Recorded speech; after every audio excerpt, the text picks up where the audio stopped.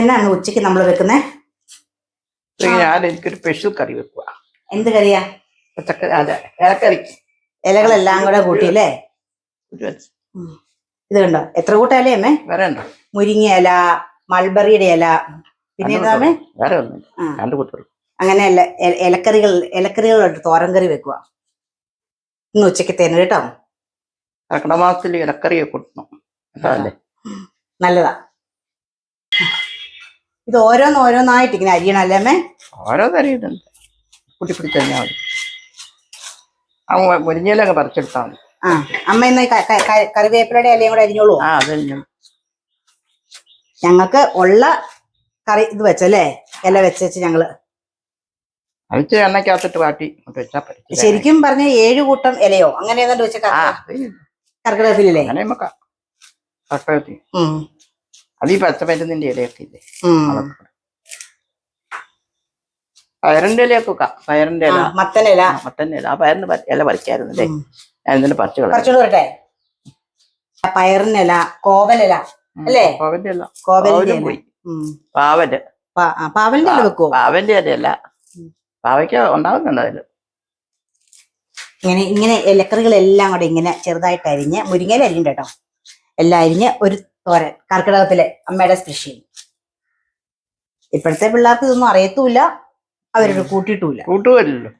ഉണ്ടാക്കി കൊടുത്താൽ പോലും പിള്ളേർക്കൊക്കെ ചിക്കനും മട്ടനും ഒക്കെ മതി ശരിക്കും ഉള്ള പിള്ളേർക്ക്.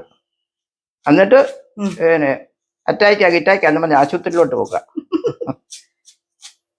കാശ് മുടക്കാൻ. ഇതൊന്നും തന്നെയല്ല. എന്നിട്ട് മന്തിയും കിത്തിയും എല്ലാം പോയി മേടിച്ചു തിന്നും. എന്നിട്ട് കാശ് കൊടുത്ത് തടിയും വെച്ച് കൊഴുപ്പും കയറി പിന്നെ ആശുപത്രി പോകാം. അധ്വാനം ഉണ്ടോ? ഇല്ലല്ലോ. മൊബൈലും കുത്തിയിരിക്കും, ഒന്നെങ്കിൽ ഫോണും അല്ലെ ടിവിയും കണ്ടിട്ടിരിക്കും.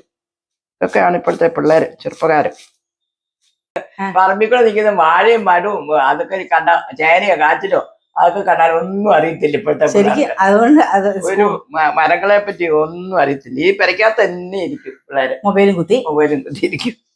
അതുകൊണ്ട് ഒന്നും അറിയത്തില്ല പിള്ളേർക്ക്. ഇപ്പൊ ചില സ്കൂളുകൾ കൂടെ ഉണ്ടല്ലോ, പുറത്തോട്ട് ഇറക്കുന്നുണ്ട്, കണ്ടം കൃഷി കാണാൻ ഞാറിന്റെ. അങ്ങനെ കൊണ്ടുപോകുന്നുണ്ട് പിള്ളേരൊക്കെ. അറിയത്തില്ല ഒന്നാമത്തെ കാര്യം. ഈ കഴിക്കുന്ന ചോറ് എങ്ങനെയാ ഉണ്ടാക്കുന്നത്, അരി എങ്ങനെ ഉണ്ടാക്കുന്നത് അറിയില്ല പിള്ളേർ. കണ്ടം കൃഷി കണ്ടിട്ടില്ലാത്ത ജോലിയുടെ പിള്ളേരെ ചോദിച്ചാൽ അവർക്ക് അറിയത്തില്ല. അപ്പം ഇലക്കറികളെല്ലാം സവോളയും പച്ചമുളകും എല്ലാം കൂടി ഇട്ട് ഒന്ന് വാട്ടുക, എണ്ണയിലിട്ട് കടുക് മൂപ്പിച്ചിട്ട്. കറിവേപ്പിലയുണ്ട് കേട്ടോ, കറിവേപ്പിലയും ചെറുതായിട്ട് അരിഞ്ഞിട്ടു. മുരിങ്ങയില, മത്തനില, പയറില, ചേമ്പല, കോവലില, ഇതെല്ലാം കൂടി ഇട്ടിട്ട് ഒന്ന് വാട്ടണം. ഇതെല്ലാം കൂടെ വരുമ്പോഴത്തേനും കുറച്ചേ ഉള്ളൂ അല്ലേ? ഒരു നേരം, ഒരു ഉച്ചക്കത്തേനുള്ള കൂട്ടാൻ ചോറും പൊടി കൊണ്ടാണ്. ഇതിൻ്റെ അകത്തേക്ക് നമുക്ക് കുറച്ച് തേങ്ങയും കൂടെ അങ്ങ് ഇട്ട് കൊടുക്കണം. കുറച്ച് മതി, കാരണം ഇത് വരുമ്പോഴത്തേനും ഒരു പിടുത്തേ വരത്തുള്ളൂ. അമ്മ ഉപ്പിട്ടായിരുന്നോ? അമ്മ ഉപ്പിട്ടായിരുന്നു കേട്ടോ. എല്ലാവരും എന്നോട് ചോദിക്കും, ഇത് ഉപ്പിടുന്ന കാണുന്നില്ലെന്ന്. വീഡിയോയിൽ എടുക്കാൻ പറ്റാതെ വരുന്ന. ചെറു തീയില് അടച്ചു വെക്കാം അല്ലേ? അപ്പൊ നിങ്ങളൊന്ന് ട്രൈ ചെയ്ത് നോക്കാം കേട്ടോ, ഇലക്കറികളെല്ലാം കൂടെ കൂട്ടി.